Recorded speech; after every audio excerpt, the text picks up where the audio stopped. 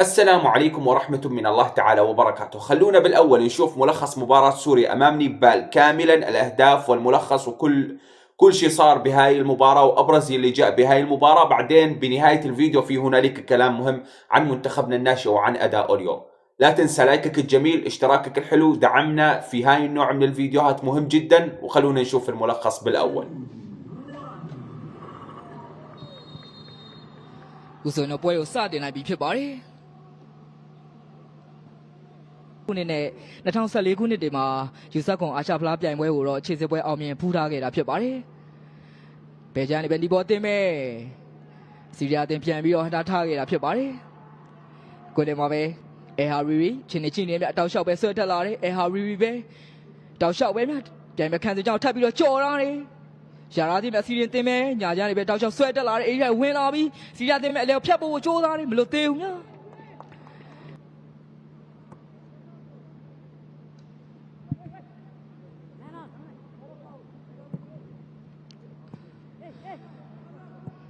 နေပေါ်တင်မဲ့အေးရဖြတ်ဖို့ပေးလာတယ်စီရတင်ရဲ့ကိုသမားပဲပုတ်ထုတ်ထားတယ်ညာနေပေါ်တင်မဲ့အဝင်နဲ့လန့်ကန့်ဖို့ကြိုးစားပြန်ပြီလဲကိုထပ်တွဲလာတယ် လူပေးမှားတယ်ဗျာဒါပေမဲ့လည်းစီးရီးယားတင်မဲ့ပြန်ဆဲရတယ်ရှုပ်တိုက်ခံပို့လာတယ်ဒီနေ့မှာရှင်မြန်ကစားနေတဲ့အာရှယူဆခွန်အမျိုးသားဘောလုံးပြိုင်ပွဲခြေစစ်ပွဲစဉ်ကိုတော့ Real Channel နဲ့အတူပြုံးပလေး Sport YouTube Channel ကနေလည်းတိုက်ရိုက်ထုတ်လွှင့်ပြသပေးနေတာဖြစ်ပါတယ်စီးရီးယားတင်မဲ့အခွင့်အရေးကောင်းမြတ်လက်ကမ်းပြီဂိုးပြီများပြိုင်ဘက်နီဘောခန်းစစ်ချောင်းရဲ့အနေငယ်မထင်မှတ်တဲ့အမှားတစ်ခုကနေ ပွဲစား9မိနစ်မှာပဲစီးရီးယားတင်ဥဆောင်ကိုစပြီးတော့ရသွားခဲ့ပြီဖြစ်ပါတယ်ဒီနေ့စီးရီးယားတင်ရဲ့တိုက်စစ်ကိုဥဆောင်လာခဲ့တဲ့အဒူလာဟာတီအဲဟာရီရီရရှိလာတဲ့အခွင့်အကောင်းတစ်ခုကိုတော့လုံးဝအပိုင်အဆုံးချပြီးတော့စီးရီးယားတင်ပြိုင်ပွဲကိုတော့စတင်ဥဆောင်လိုက်ပြီဖြစ်ပါတယ်ကိုဆက်ဝင်ရရေးပွဲစားမှာပဲစီးရီးယားတင်ပြိုင်မဲ့တင်ကိုတော့စတင်ပြီးတော့ဥဆောင်လိုက်ပြီဖြစ်ပါတယ်ဟောပါတယ်ကိုညင်ချင်းဆိုရေရလာတဲ့အခွင့်အရေးကိုအဲဟာရီရီလုံးဝမနာတမ်း ကောင်းမွန်ဆုံးတုံးချပြီးတော့ကိုသမားရှေ့တက်နေမှုကိုခွင့်ကောင်းယူပြီးစီးရီးယားတင်တို့ပွဲစားချင်း9မိနစ်မှာတင်ဥဆောင်ကိုစတင်ရှာဖွေပေးသွားခဲ့ပြီလည်းဖြစ်ပါတယ်။ဒီဘောတင်ရဲ့ခံစစ်နဲ့ဒီဘောတင်ရဲ့ခံစစ်ရဲ့အနည်းငယ်မပြတ်သားတဲ့တုံဆိုင်နေတဲ့အလီထားတစ်ခုကိုတော့ဒီချိန်မှာအထူလာဟာလေကျော်နဲ့ပြန်တွဲထားတယ်။ရာရာတင်မြဒီဘောတင်ပဲအန်နမော်ခါကီခံစစ်ကိုပဲပြန်ပေးထားတယ်မြဒီဘောတင်ပဲရာရာတင်အချုပ်ပေးထားတယ် အချိန်မှာတော့ပေးဖို့မှုကလိုရအောင်မရောက်ခဲ့ဘူးများစီးရီးယားတင်မဲ့အလဲကျောင်းမှာပဲချင်းနေချင်းနေရှုံမျောပေးတာတယ်လူမချွန်သေးဘူးများတောက်လျှောက်ပဲလူချွတ်ပဲလှပ်ပိတ်ပြီခေါ်ပြန်ပြီများဒီချိန်မှာလဲညီပေါ်တင်ရဲ့အခန့်စစ်အနေငယ်ဖိအားများနေခဲ့လို့ဆိုရမှာဖြစ်ပါတယ်သူတို့ရဲ့မရေရာမတိကျတဲ့လူချွန်မောဖမ်းပြီးကစားတဲ့အနေထားတစ်ခုကနေပဲစီးရီးယားတင်ရဲ့တိုက်စစ်ကစားမမိုဟာမက်အချက်ဆန်ဒုတိယမြောက်သွင်းကိုတော့ထပ်ပြီးတော့ရရှိအောင်စမ်းဆောင်သွားနိုင်ခဲ့ပြီဖြစ်ပါတယ် ပထမသွင်းကိုရပြီးတော့2မိနစ်ကြာမှာပဲစီးရီးယားတင်သူတို့ရဲ့ပမန်နန်နိုင်အခွင့်အရေးတစ်ခုကနေပဲဂျန်နံပါတ်10မိုဟာမက်အချက်ဆန်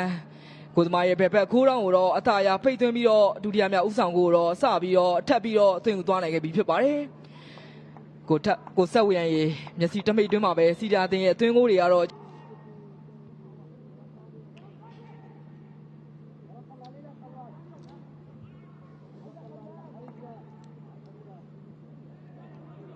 ဘောတင်မဲ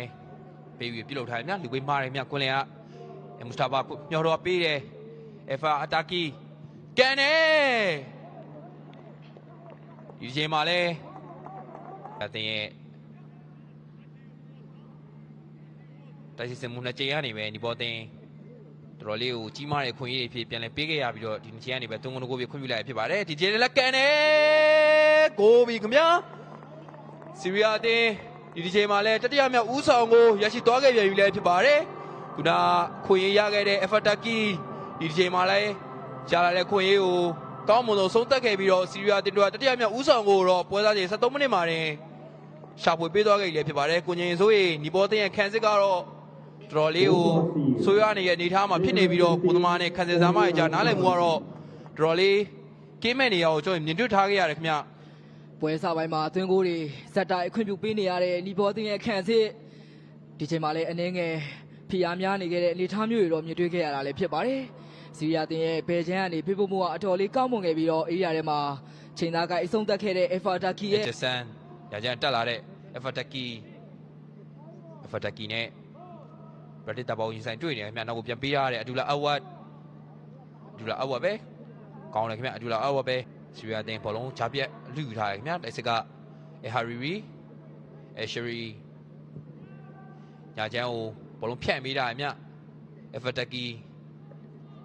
စီရီယာတင်ညာကျန်သားမှာ Fataki အေရီယာတို့ဖန်တီးပေးတယ်Sheri ကန်တယ်တိုင်ကပြိုင်ပွဲကစားသမားနဲ့ဘောလုံးရှင်လူဖို့ကြိုးစားရင်းနဲ့ပြိုင်ပွဲကစားသမားလဲကျသွားတဲ့အနေအထားတစ်ခုမှာမော်ခါကီရဲ့ရှင်းထုတ်မှုကတော့အတော်လေး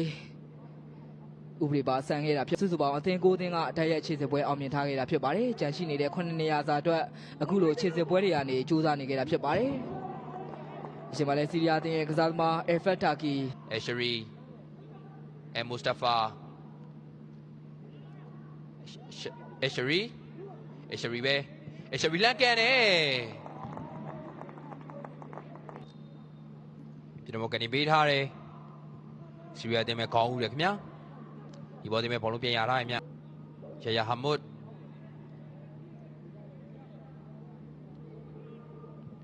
ဒါစီကိုတိုင်ကနေပေးထားတယ်ဟာရီရထားတယ်မြဟာရီကန်တယ်ဒီချိန်အာရီရဲ့ကန်ချက်ကတော့အပြော့နေခဲ့တဲ့အကြောင်းဘိုးရာNishkuma ကိုမပုတ်ထုတ်ထားခင်ဗျဒီဘောတင်မဲ့ပြန်ရထားတယ်ထက်ကန်တယ်ကန်စစ်ကခက်ကရလာတဲ့ခွင့်ရေးကိုနောက်ပြန်ကန်ချက်နဲ့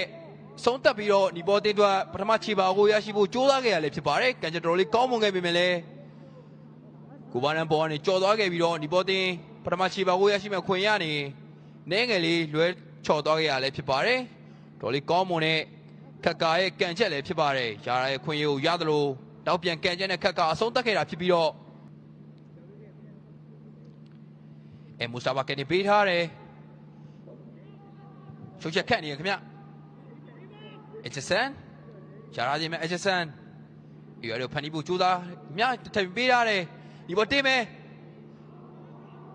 စီရီယာတင်ပြန်ရှင်းလာမြဒါပေမဲ့စီရီယာတင်ပြန်ရထားတယ်မြကောင်းလိုက်ချပေးထားတယ်။မူစတာဖာFataki ပဲချက်ဖြတ်လာရင် Fataki အေရီယာတွေမြုပ်တော့ပေးရတယ်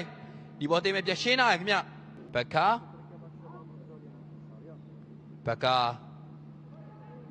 Fataki ရလာပြန်မြFataki ညာချမ်းကနေမြုပ်တော့ပေးထားတယ်ဒါပေမဲ့လေအေရီယာထဲမှာရှိနေတဲ့Haririနဲ့နားလည်မှုလွဲသွားခဲ့ရလဲဖြစ်ပါတယ်ဒါကြောင့်မို့Fatakiရဲ့ဖန်တီးပေးမှုကတော့ဂိုးလုံးပေါ်နေတာအဆုံးသတ်သွားခဲ့ရလဲဖြစ်ပါတယ်အားသာဝနာချေပိတ်တယ်များခင်ဗျာကျွန်တော်စီရင်ကန်တိဆက်နေအတွင်းမှာပဲနီဘောတင်နဲ့စီရီယာတင်တို့ရဲ့ပထမပွဲစဉ်45မိနစ်ကတော့ပြီးဆုံးသွားခဲ့ပြီဖြစ်ပါတယ်။မိုင်းပြီးဆုံးသွားချိန်မှာတော့ခန်းစစ်ကဥရာရမြဒါပေမဲ့လည်းပင်ဖို့ပုံမတိကြတဲ့အနေအထားတစ်ခုမှာစီးရီးယားတင်မဲ့အေရီယာလည်းဝင်လာပြီးအချိန်နဲ့ချိန်နေလက်ကန်ပြီ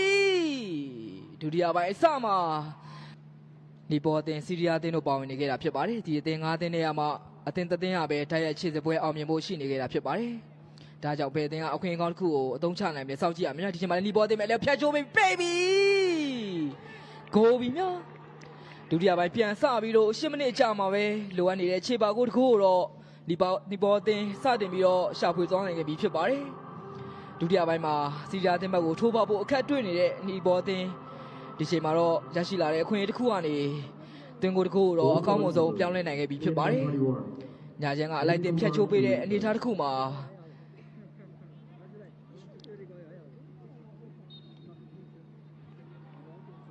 ဒီဘောတင်ရဲ့အဆုံးသတ်ထိန်းသိမ်းမှုလိုအပ်ချက်ရှိသွားခဲ့လည်းဖြစ်ပါတယ်ဒါမှလည်းပြန်လဲဆယ်ပြီးတော့ရွာတွေကိုကနေပေးထားတယ်ဒီဘောတင်မဲ့ခေါင်းတိုက်ရှင်းလာခဲ့လည်းဖြစ်ပါတယ်ဒီဘောတင်တမန်တိုက်စစ်စတင်မှုကျိုးသွားနေပြီဖြစ်ပါတယ်ဒီမှာရှိနိုင်ရဲ့မိုဟာမက်ဆမ်မကူမာစီကိုတိုင်ကနေပေးခဲ့ပေမဲ့လည်းစီရီယာတင်ရဲ့ကိုသမားအာဆတ်ဟာဆန်ရှေ့တီထွက်ပြီးတော့အနာခံကရှင်းထုတ်ထားခဲ့ရလည်းဖြစ်ပါတယ်လက်ရှိချိန်မှာတော့အာဆတ်ဟာဆန်နဲ့ဒီဘောတင်ရဲ့တိုက်စစ်စားမဆမ်မကူမာတို့ချင်းထိခိုက်မိကြပြီးတော့နှစ်ယောက်လုံးကိုဒီထိခိုက်ထိုင်ရနေရရှိပြီးတော့ကိုယ်ထဲမှာလဲကျနေတဲ့မြင်မှုကိုကျွန်တော်တို့မြင်တွေ့ထားခဲ့ရလဲဖြစ်ပါတယ်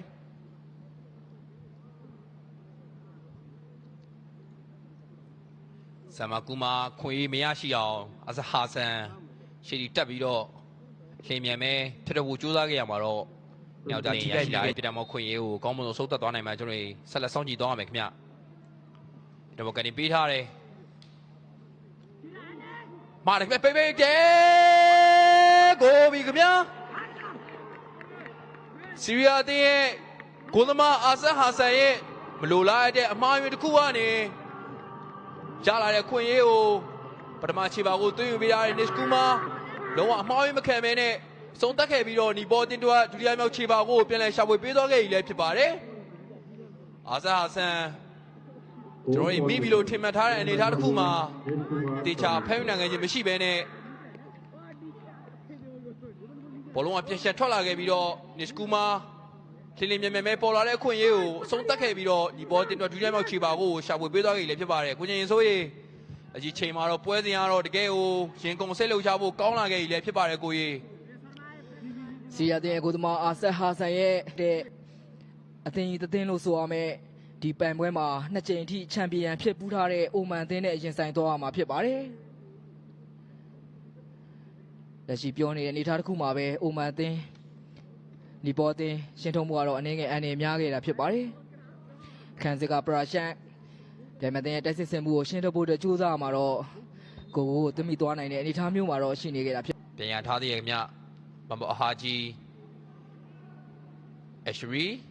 ညာကျန်လူချိုပဲအရှရီအေရွာတွေကိုဖန်တီးပေးထားတယ်ပိတ်တယ်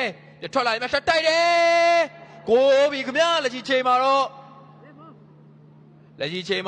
ဆီးရီးယားအသင်းစရိုးရမြောက်ဥဆောင်ကိုရရှိခဲ့ပေမဲ့လည်းတန်ရတော့တွင်ကိုဖြစ်ခွင့်ပြုခိုင်းခြင်းမရှိခဲ့ပဲနဲ့ဒါပေမဲ့လည်းတိုက်စစ်စင်ချိန်မှာတော့ဒီဘောတင်ရဲ့ခန်းစစ်ကစားသမားအန်နီမော်ခါကီဘောလုံးကိုတော့လက်နဲ့တိတိတသာကိုပုတ်ပြီးတော့ကိုရရှိဖို့အခွင့်အရေးကိုဟန်တားထားခဲ့တာကြောင့်တန်လူကြီးကဒီအခြေအနေကိုပန်နတီပစ်တန်ဖော်ပြတတ်မှတ်ပေးခဲ့သလိုခါကီကိုတော့ထိုင်ရိုက်အနီကပ်ပြထုတ်ပယ်ခဲ့ပြီလည်းဖြစ်ပါတယ်ဆီးရီးယားတင်တွင်ကို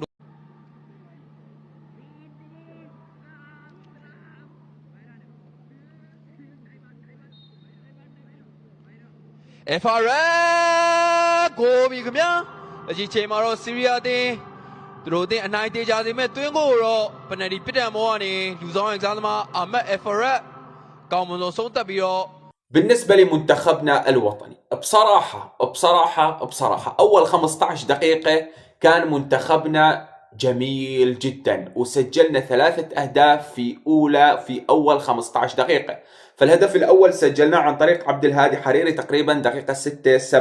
بعدين سجل لاعبنا محمد الجاسم بعده بدقائق بعدين سجل عدي الفشتكي الهدف الثالث عند الدقيقة 15 لكن بعدين صار في هنالك تراخي وصار في هنالك استهتار بالخصم وإذا تتذكرون بالفيديو تبع امبارح اللي نزلنا فيه عن موعد هاي المباراة وعن كلام ما قبل هاي المباراة قلنا انه لازم اهم شيء ما نستهتر بمنتخب نيبال نعم هو اضعف منا وهو اضعف منتخبات المجموعة لكن الاستهتار يقتلك امام اضعف منتخب بالكون هذا الشيء اللي عمله المنتخب بعد ما سجل 3 أهداف بلش المباراة صح لكن صار في هنالك استهتار كبير وايضا اضع لوم على المدرب ياسر مصطفى وعلى الكادر الفني يلي ما نبهوا اللاعبين انه ما يصير هذا الاستهتار الكبير لازم يحفزونهم ويقولوا لهم سجلوا ايضا بدنا غلة اهداف كبيرة حتى تبعث رسالة لباقي المنتخبات انه انت مهين وتهز ثقتهم بينما حاليا اصبح اي منتخب بالمجموعة بصراحة يشوف انه قادر انه ينافس منتخبنا اذا نيبال سجلت علينا هدفين بصراحة رغم الفوز منتخبنا كان سيء جدا جدا في هنالك شغلات حلوة صارت الاهداف اللي تسجلت ببداية الدقائق فقط عدي الفشتكي بصراحة لاعب مكسب كبير